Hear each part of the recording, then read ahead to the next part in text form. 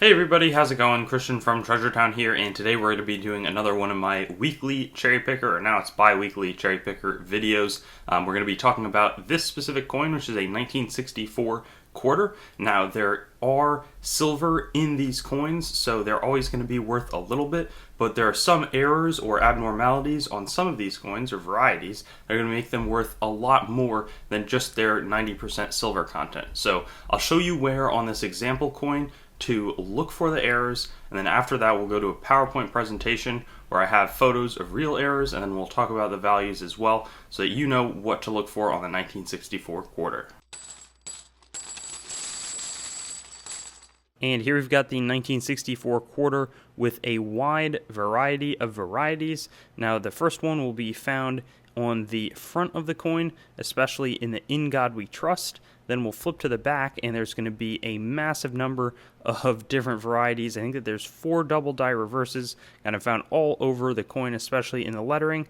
And then there's also going to be a type B reverse that's a little bit different from normal. That'll be found especially in the separation between the E and the S, kind of towards the top of the coin. So I'll go to the presentation for the values and photos of the coin so that you'll know just what to look for when you've got a 1964 quarter.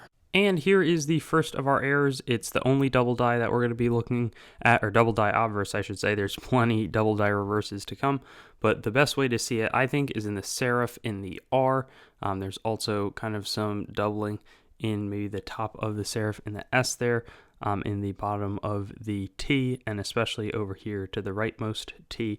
You can see the doubling, and it's a well-recognized error, as all of the ones we'll be talking about today are. It's a AU55 $25 coin, mint state 63, so uncirculated, but not a great strike, or maybe a tiny bit of markings. $75, and then a nice mint state 65 example will be $200. I should also point out a strong split serif in the bottom of the E there. Now, in terms of the double die reverses, there's like 4 of them.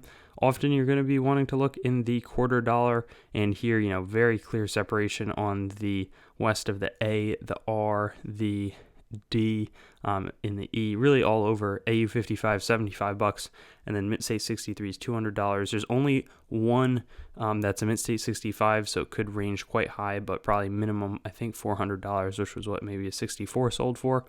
Not exactly sure on the valuation, but then you see a different error. This time it's a lot more kind of with a southern doubling, which is less common in my experience.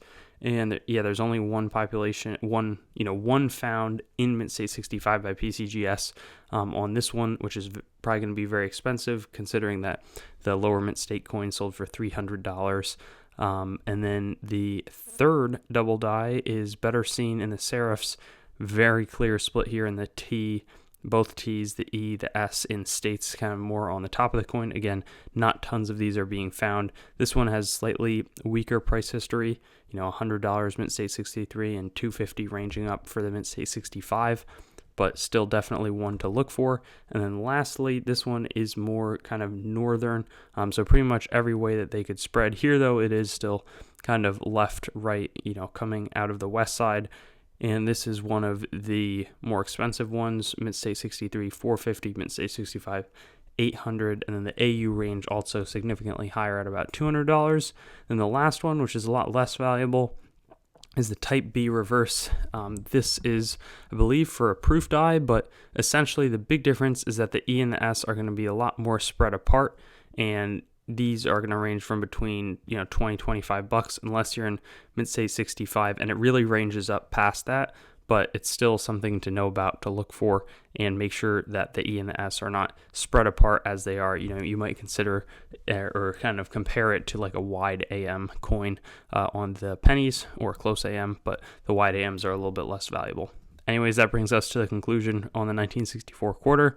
Hope that you enjoy and hope that you find one of them. Thanks for watching the video. I'd encourage you to like, comment, and subscribe for more content, and get in touch with me on my website, treasuretownYT.com, Facebook, TreasureTown, Instagram @TreasureTownYT, or Twitter @TreasureTown_YT, and I'll look forward to seeing you on some of my future vids.